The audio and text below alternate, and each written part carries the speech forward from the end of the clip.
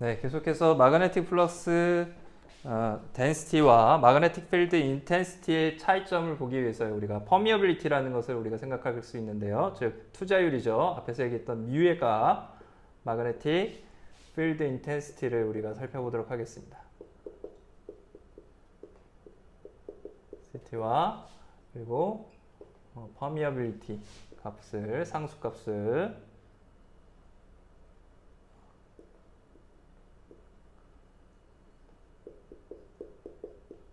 우리가 살펴보도록 하겠습니다. 그래서 먼저 마그네틱 필드 인텐시티를 정해야 되는데요.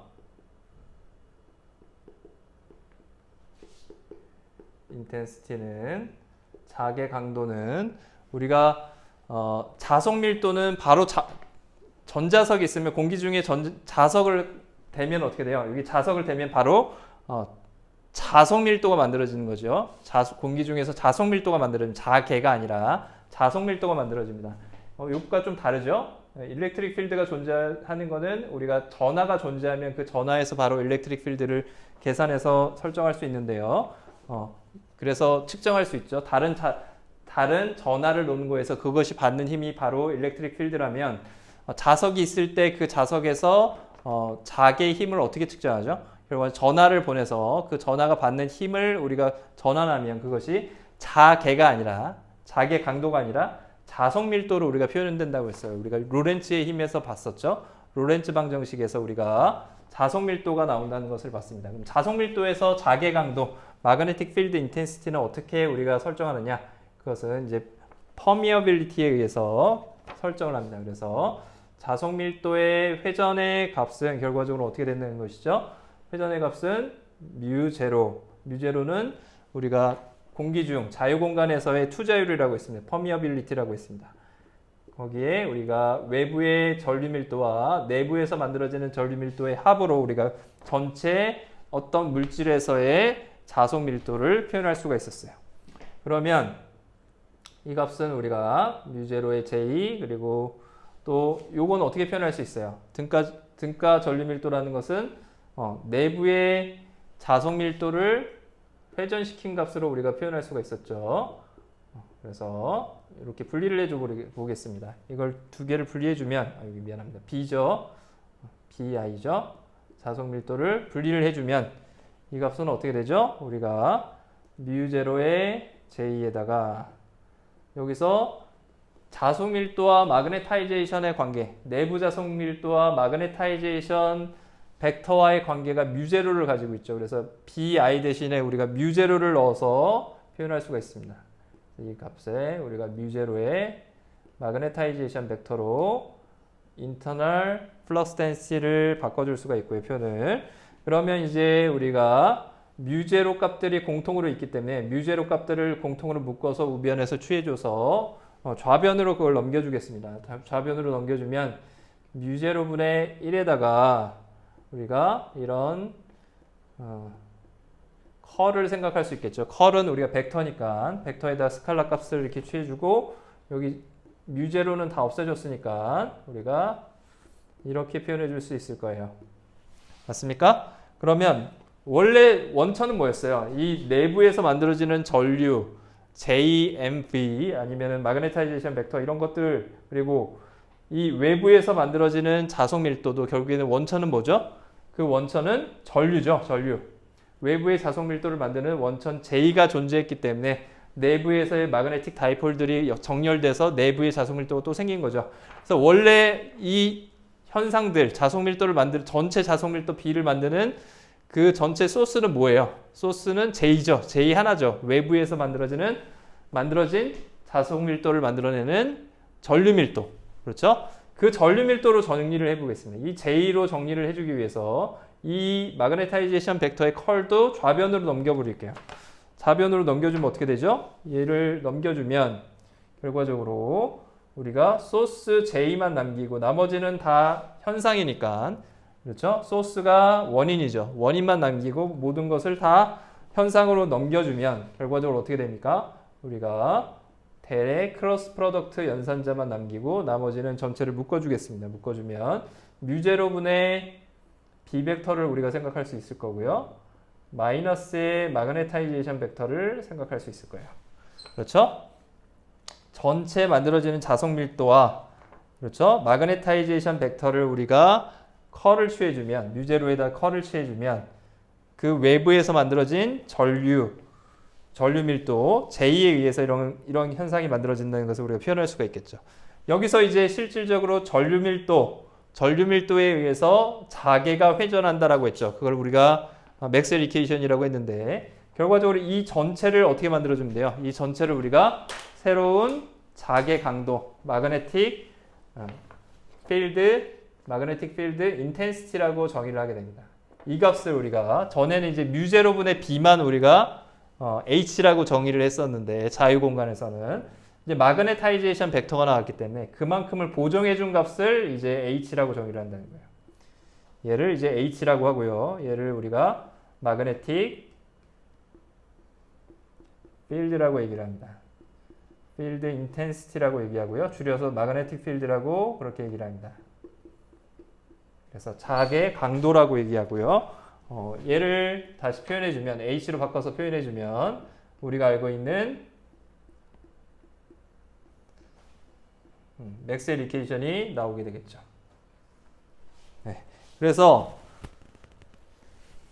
이 단위는 우리가 암페어 퍼 미터 제곱이 될 것이고요. 전류 밀도니까 암페어 퍼 미터 제곱이 될 것이고요. 전류 밀도의 단위죠. 네, 요런 우리 맥스웰 이퀘이션이 최종적으로 도출이 되게 됩니다. 그래서 자개 강도와 우리가 자석 밀도와의 관계를 이제 또 확인을 할 건데요. 그러면 자유 공간에서 정의되면 자유 공간에서는 어떻게 돼요? 자유 공간에서는 이런 물체가 없다는 거죠. 자유 공간에서 물체가 없고요. 전류 밀도가 존재하게 되면 외부 자석 밀도만 만들어집니다. 즉 마그네타이제이션 벡터들이 존재해요, 안 해요? 마그네타이제이션 벡터들은 이 내부에 생기는 마그네틱 다이폴들이 정렬되면서 나오는 그런 자화된 현상이잖아요. 자유 공간에서 그런 것들이 없겠죠. 그럼 이 값이 그냥 0이 돼 버리겠죠. 그래서 자유 공간에서는 마그네틱 필드 인텐시티와 자석 밀도의 관계가 뮤제로의 관계를 가지는 거예요. 이해되시죠?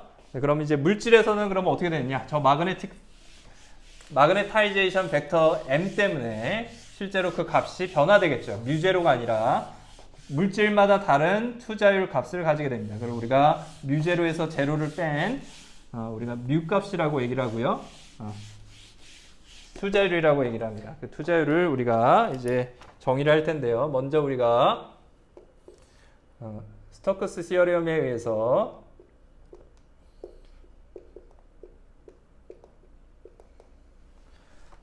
여기서의 미분방 정식을 우리가 적분식으로 바꿔줄 수가 있죠. 적분식으로 바꿔주면 어떻게 되죠? 그러면 전체를 우리가 크로스 프로덕트니까 어떤 면에 대해서 주어진 면에 대해서 전체 면에 대해서 저 미분방 정식을 우리가 적분을 해주게 되면 컬은 스토커스 시어럼에 의해서 어떻게 돼요? 스토커스 시어럼에 의해서 선적분으로 바뀌게 되죠. 주어진 닫힌 선에 대해서 선적분으로 바뀌게 됩니다. 그리고 우변의 전류 밀도는 면적분을 해줬으니까 전류가 나오겠죠. 내부에 흐르는 전류로 우리가 설정을 해줄 수 있을 거예요. 그래서 이거의 단위는 전체 면적으로 적분해 줬으니까 암페어가 나올 것이고요. 전류의 밀도 암페어하고 동일할 것이고요. 여기서 이제 우리가 설정한 것을 생각해 보면 H를 우리가 어떻게 생각할 수 있어요? 이제 H를 이렇게 우리가 설정한다고 그랬죠. 그래서 H의 값을 주어진 H의 값을 뮤 제로분의 B 그리고 마이너스 마그네타이제이션 벡터 이렇게 표현한다고 그랬습니다.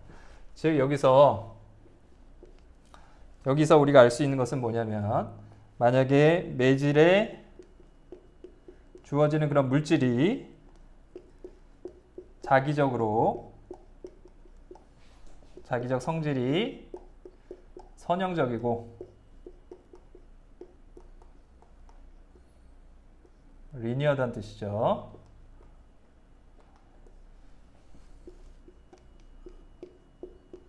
그리고 등방성을 가진다.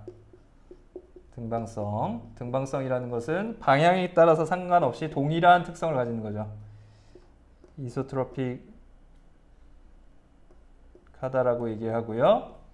아이소트로픽하다고 얘기를 하고 등방성을 가질 때, 이럴 때 즉 어떤 자기적인 특성이 외부에서 자개가 주어졌을 때 거기서 만들어지는 자화되는 특성들이 외부에서 강하게 주어지면 점점 증가하고, 그리고 방향에 따라서 다 동일하다라고 가정을 하면 결국엔 마그네타이제이션 벡터라는 거는 어떤 자개 강도의 상수값으로 표현할 수가 있을 겁니다. 그죠? 리니어하게 증가하게 되고요. 마그네타이제이션 자화되는 비율이 어떤 자개 강도에 대해서 선형적으로 증가하니까 이렇게 상수값에 의해서 놓을 수 있을 거고요. 그리고 방향에 따라서도 모두 등방성일 때 우리가 어떤 방향으로든지 동일한 상수 요 카이 값을 가지게 될 것입니다. 이걸 이런 마그네타이제이션, 이거를 마그네틱 서셉티빌리티라고 하고요.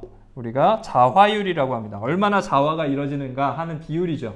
그래서 자개가 있을 때 실제로 자화가 되는 비율이라고 얘기를 하고요. 그래서 얘를 마그네틱 서셉티빌리티라고 얘기합니다.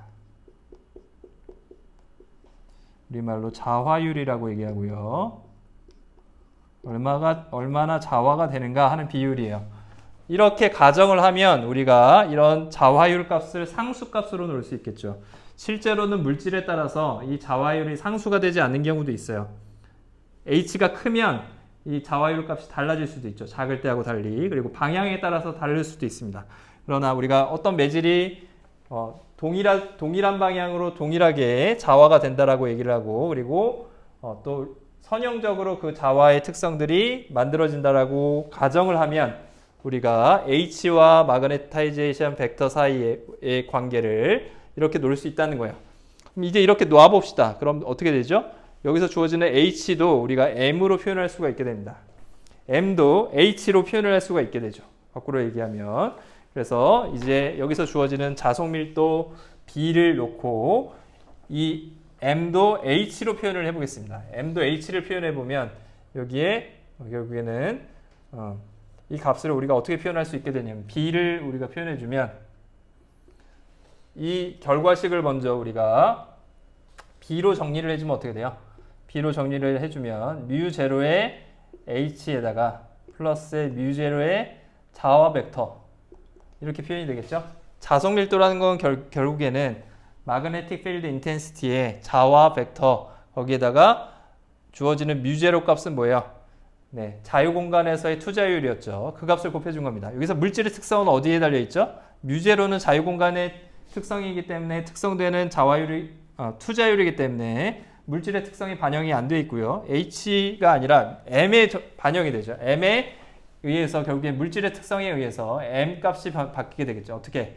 카이 M 값처럼 바뀌게 됩니다. 그래서 카이 M으로 우리가 이제 M도 우리가 바꿔줄 수가 있겠죠. 그럼 μ0의 이 값이 카이 M H가 될 거예요.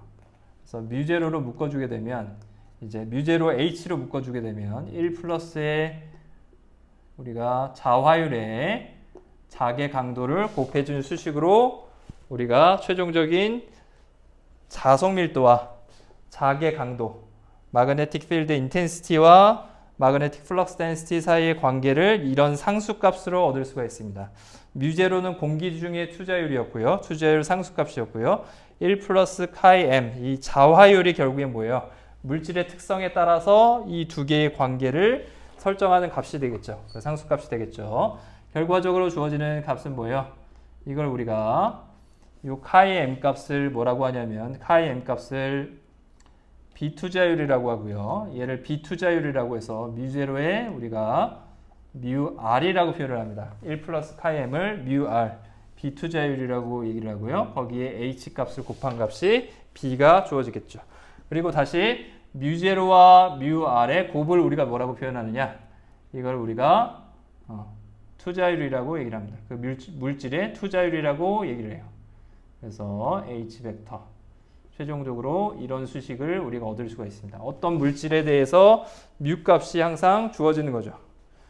절대 투자율, absolute permeability 값을 우리가 얻을 수가 있습니다. 그래서 이거를 이 상수들을 우리가 정의하면 이것을 어떤 물질의 투자율이라고 합니다. 공기 중에 투자율을 뮤 제로라고 했으면 이제 이런 투자율을 뮤 r을 relative permeability라고 하고요. 공기 중의 투자율, 자유 공간에서의 투자율하고의 비죠. 얘를 우리가 비투자율이라고 얘기하고요. 그래서 뮤 r은 앞에서 봤지만 뭐였어요? 뮤 r이라는 거는 뮤와 뮤 제로의 비율이죠. 그죠? 그래서 우리가 뮤 r이라는 거는 전체 뮤에서, 얘가 전체 뮤였죠? 이 전체 뮤에서 뮤 제로를 나눠준 값이에요. 그럼 이 값은 뭐가 되죠? 1 플러스 자화율이 되겠죠. 자화율 값으로, 1 플러스 자화율 값으로 우리가 비투자율을 표현할 수 있고요. 이렇게 정의가 되고요. 그 다음에 우리가 일반적으로 얘기하는 투자율 값은 어떻게 되느냐?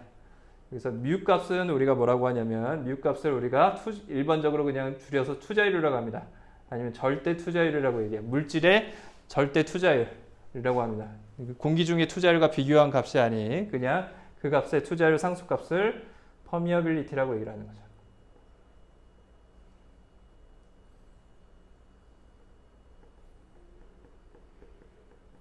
얘를 우리가 투자율이다 이렇게 표현을 합니다. 여기까지 이해되셨나요? 그래서 뮤 값이라는 건 결국엔 뭐예요? 뮤 제로에다가 비투자율, 뮤 r 값을 곱해준 값을, 뮤 r 값을 곱해준 값을 투자율이라고 하고요. 뮤 r은 어떻게 표현되죠? 뮤 r이라는 거는 1 플러스의 그 물질의 자화되는 정도, 자계와 자화 벡터와의 관계를 표현해주는 상수값, 저 카이 m 값으로 우리가 표현을 해주게 됩니다. 그래서 비자성체에서는 어떻게 돼요? 우리가 비교를 해보면 비자성체에서는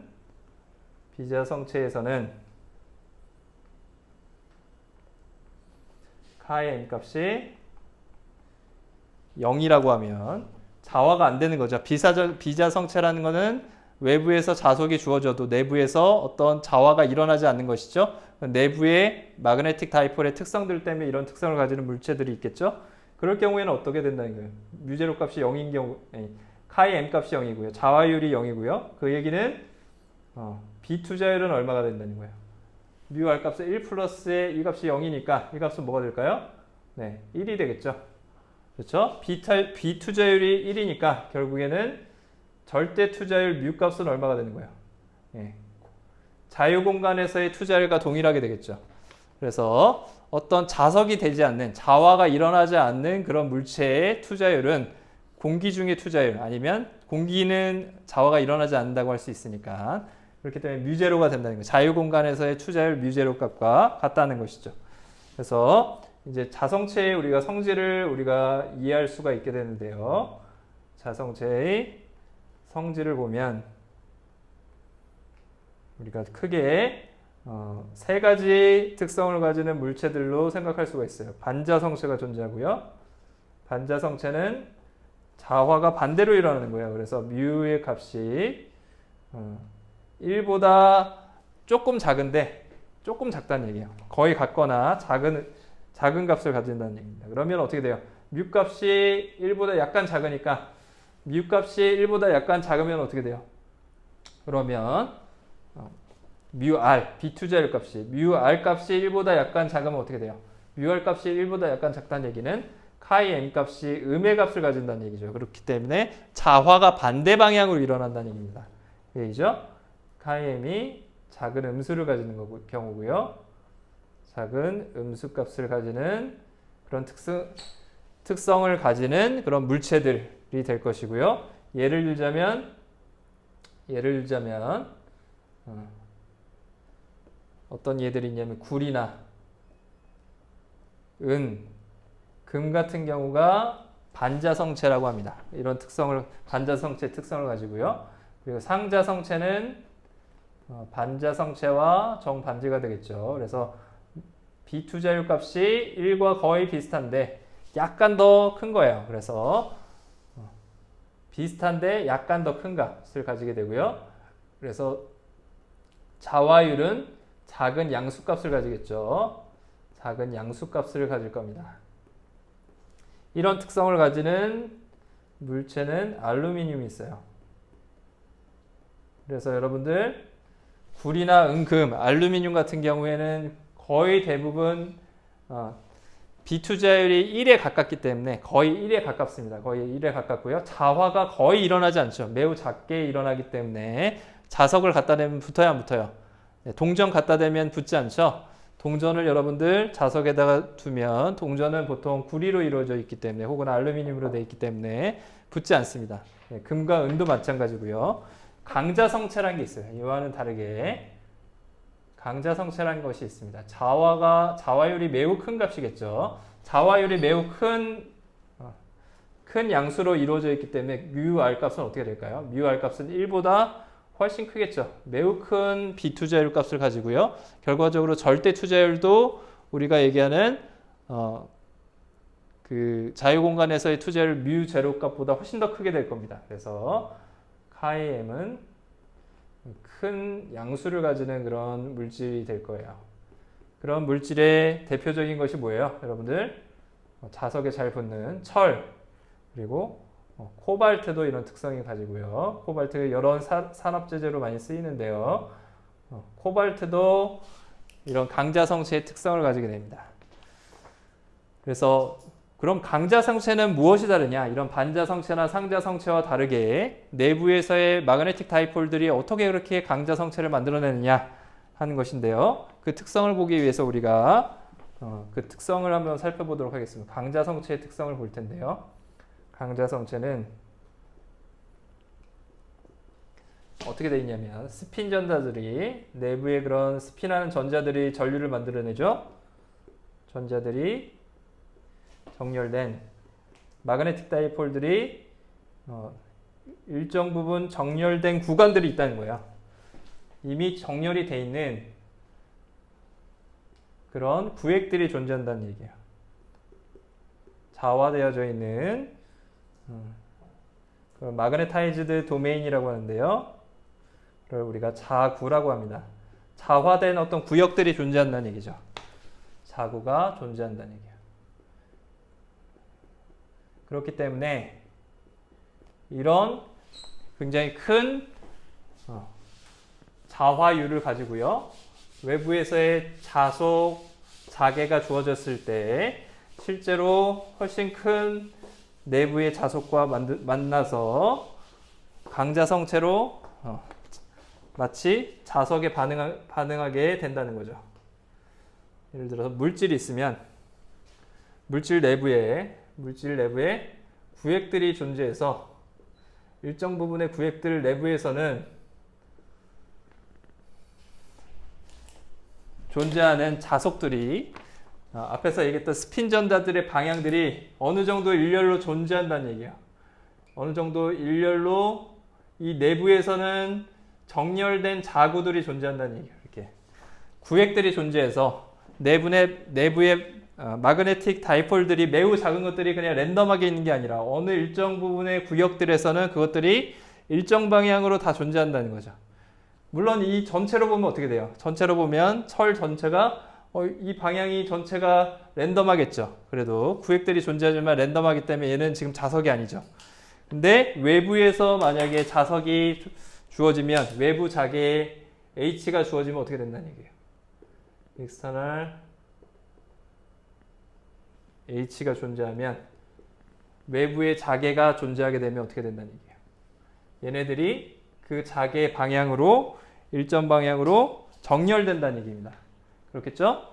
외부에서 어떤 방향으로 자개 H가 외부에서 주어지게 되면 그럼 내부에 만들어지는 자석 밀도들이 어떻게 된다는 얘기예요. 내부에서 존재하는 이 구획들은 바뀌지 않겠죠. 크게 바뀌지 않을 것이고요. 바뀌지 않지만 내부에 존재하는 이 방향들이 정렬된다는 얘기예요. 그죠? 여기가 N극 S극이면 이쪽 방향으로 이렇게 정렬되겠죠. 물론 완전히 정렬되진 않을 거고요. 이런 것들은 돌아가다 말겠죠. 돌아가다 말고. 하지만 방향들이 일정 부분 이렇게 정렬을 한다는 얘기입니다. 전체적으로. 그러니까 어떻게 돼요? 내부에서 동일하게 이쪽이 N극, S극.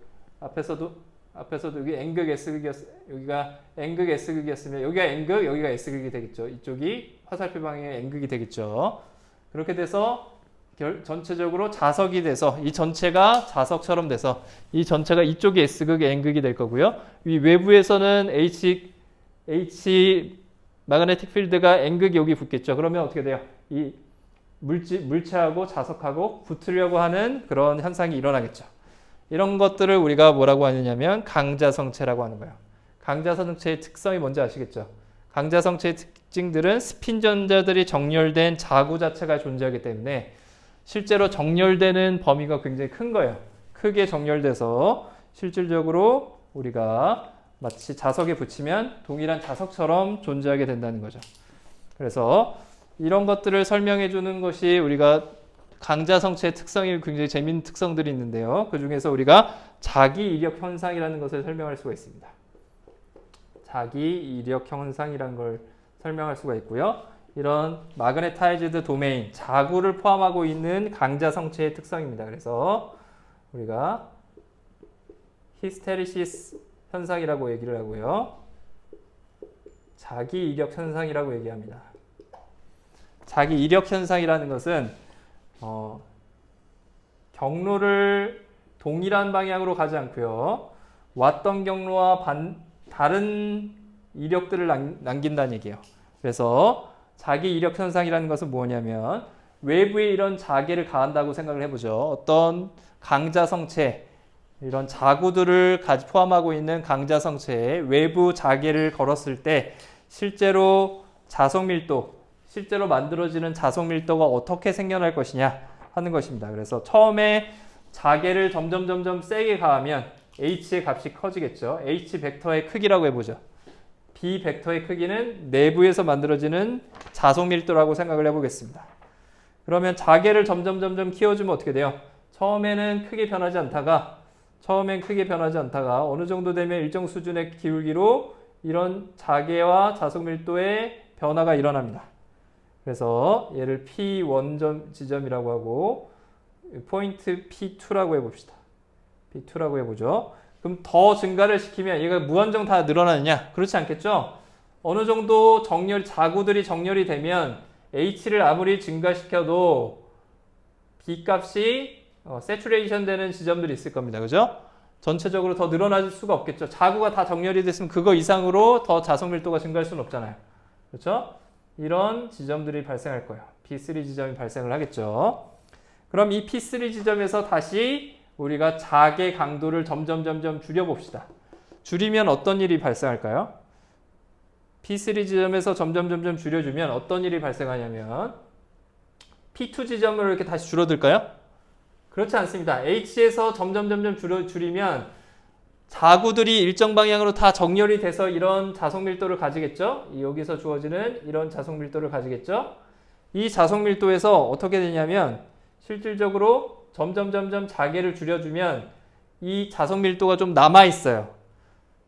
좀 남아있게 됩니다. 그래서 P2 방향으로 가는 게 아니라 더 느리게 자석밀도가 줄어들어요. 그러니까 이런 모양을 가지게 됩니다. 그래서 자계를 최종적으로 0으로 다시 만들어도 앞에서처럼 이렇게 자석밀도가 0이 되는 게 아니라 남아있는 자석밀도가 생겨요. 그래서 H를 완전히 다 여기서 없애버려도 얘가 원래대로 완전히 랜덤하게 되는 것이 아니라 일정 부분 이쪽 방향으로 조금 남아있다는 거예요. 이게 아예 힘이 없어지니까 원래대로 돌아가려고 하겠죠? 근데 완전히 원래대로 다 돌아가지 못하고 남아있는 자구들의 방향들이 존재한다는 얘기입니다. 이걸 우리가 뭐라고 하냐면 잔류 자석밀도라고 합니다. 이 지점의 자석밀도의 값을 우리가 BR, Remained 자석밀도라고 얘기하고요. 잔류 자석밀도라고 얘기합니다. 자석밀도 이렇게 얘기를 해요. 그래서 원래 처음에 거쳐왔던 방향과 길과 다른 방향으로 줄어든다는 거죠. 다른 방향으로 가진다 해서 이거를 자기 이력 현상이라고 얘기를 합니다. 그러면 이 잔류 자석밀도를 없애려면 어떻게 해야 돼요? 이 잔류 자석밀도가 남았으면 이제 어떻게 되는 거예요? 외부에서의 자계가 없는데도 불구하고 이 자체로 자석밀도가 남아있죠. 그런 걸 우리가 뭐라고 하죠? 네, 영구자석이라고 하죠. 영구자석의 세기가 얼마만큼 있는 거예요? 잔류 자석밀도의 세기만큼 있는 겁니다. 이해되시죠? 이해되시나요? 예를 들어서 이 자개를 P3까지 이렇게 키우는 것이 아니라 P1까지 키웠다고 해보죠.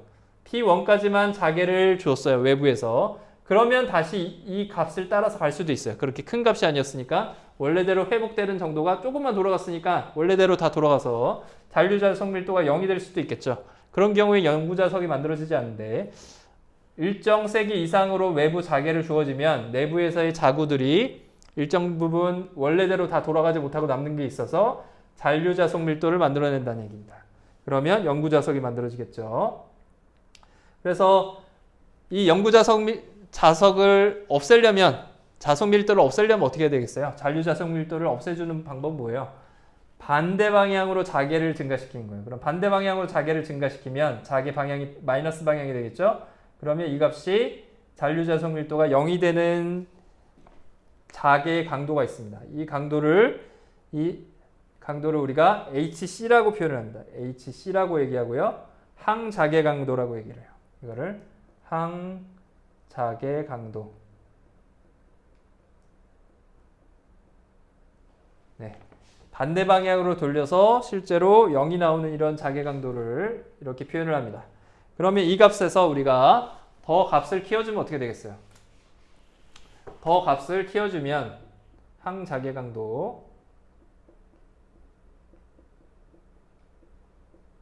강도에서 더 값을 키워주면 어떻게 되겠어요? 그러면 방향이 이렇게 됩니다. 이렇게 되고요.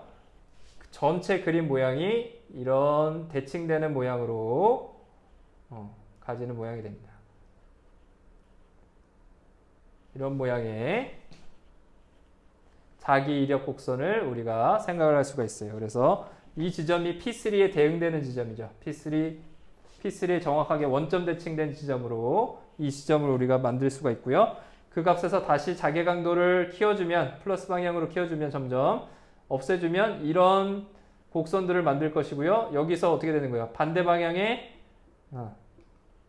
잔류자석 밀도가 남겠죠. 반대 방향으로. 그래서 자개를 아예 이쪽 방향으로 다 해서 항자개 강도를 넘어서 가면 거기서 자개를 다시 줄였을 때 반대 방향으로 자석이 만들어지는 N극과 S극이 바뀐 그런 자석이 만들어진다는 얘기죠.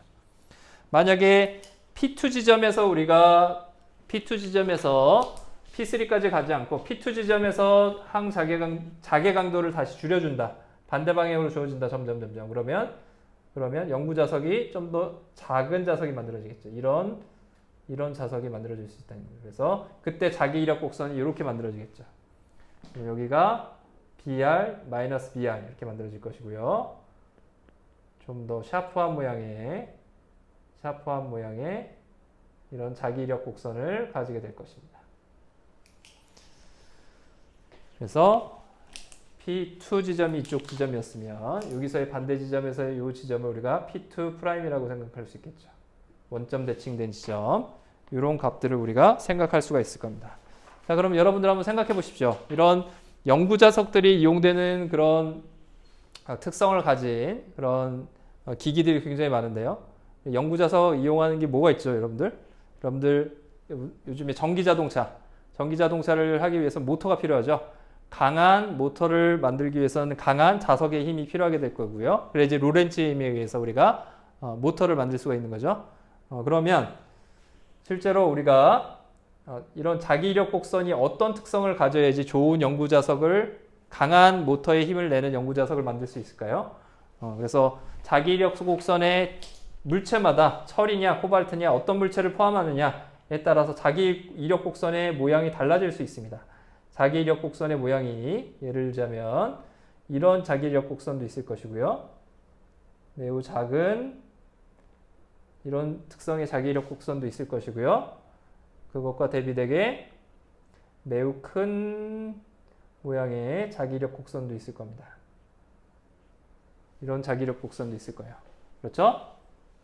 그러면 영구자석을 만들 때는 어떤 특성의 물체가 더 좋겠어요? 어떤 특성의 강자성체를 써야 될까요? 당연히 요 잔류자석 밀도가 큰 특성을 가지는 그런 물체를 써야지 영구자석을 큰 걸 만들 수가 있겠죠. 맞습니까? 얘는 아무리 늘려도 이 값을 아무리 늘려도 어떻게 된다는 얘기예요? 다시 들어오면 아무리 큰 값으로 자개를 걸어줘도 잔류자석 밀도가 여기 있잖아요. 그죠? 그렇죠? 그렇기 때문에 강한 자석은 이런 자기력 곡선을 가진 강자성체의 특성을 가지는 강자성체로 만들어야지 만들 수 있는 것이겠죠. 한편으로는 우리가 이런 특성을 가지는 경우가 좋을 수도 있어요. 예를 들자면 여러분들 하드디스크나 아니면 플로피 디스크 같은 경우에는 이 디스크의 표면에 뭐가 있죠? 존재하죠? 이 표면에 자성체가 존재합니다. 자성체 같은 것들이 존재해서요. 그래서 하드디스크가 막 돌아가면서 어떻게 되죠? 그 판 위에 자석의 힘으로 그 판을 우리가 N극 S극으로 바꿔주는 거예요. 자기적으로 바꿔주게 됩니다. 그러면 그럴 때는 어떻게 되죠? 이거를 플러스인지 마이너스인지를 결정하는 경우가 이 자기력 곡선에서의 이 잔류자석 밀도에 의해서 결정이 되겠죠. 이걸 플러스로 만들어주느냐, 잔류자석 밀도를 만들어서 N극 S극으로 만들어줄 거냐, 아니면 S극 혹은 아니면 자성체가 없는 값으로 만들어줄 거냐. 그 두 개를 바꿔준단 말이에요. 강하게 걸어줘서 이 값으로 만들었다가 다시 이 값으로 만들었다가 두 개를 바꿔주면서 이 값을 기준으로 01, 01, 01 뭐 이런 데이터들을 하드디스크에다 저장할 수 있는 것이죠. 그러면 그런 특성을 가진 강자성체는 이런 강자성체가 좋겠어요? 이런 강자성체가 좋겠어요? 당연히 어때요? 이런 강자성체는 영구자석을 만들기 위해서 굉장히 어떤 극성을 만들어내기 위해서 굉장히 큰 에너지가 들죠. 그럼 그 옆에까지 전체적으로 침범을 할 수도 있고요. 에너지가 굉장히 많이 들 겁니다. 하지만 만약에 이 값이 굉장히 작은 BR 값이 굉장히 작은 특성을 가진 강자성체가 존재한다. 이렇게 만들어지는 강자성체가 존재한다. 그러면 어떻게 되는 거죠? 실제로 들어가는 에너지가 굉장히 작을 수 있겠죠. 물론 이 값이 작은 거에 의해서 에러가 많이 날 수도 있겠죠. 그런 특성들을 감안해서 우리가 이런 자기력석 곡선을 보고 우리가 필요한 우리가 자성체의 그런 설계, 전자기기에서의 설계를 갖다가 할 수가 있게 된다는 겁니다.